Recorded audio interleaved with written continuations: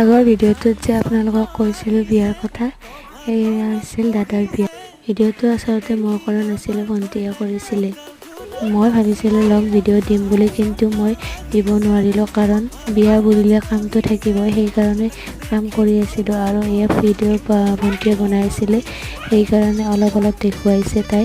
এয়া দাদা আৰু দেউতাই বহি আছে ছাদত। আপোনালোকে সম্পূৰ্ণ ভিডিঅ'টো চাই যাব আৰু মোক লাইক কমেণ্ট শ্বেয়াৰ কৰিব আৰু চেনেলটো ছাবস্ক্ৰাইব কৰিব।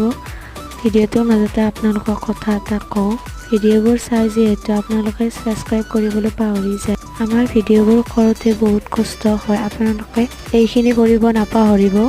আৰু মই ডেইলি ভ্লগ দিব নোৱাৰোঁ কাৰণ ঘৰত বহুত কাম থাকে, সেইকাৰণে। আৰু যদি আপোনালোকক লাগে তেনেহ'লে কমেণ্টত জনাব, মই দিব চেষ্টা কৰিম। ভিডিঅ'বোৰ সম্পূৰ্ণকৈ চাব। আজিলৈ বাই বাই।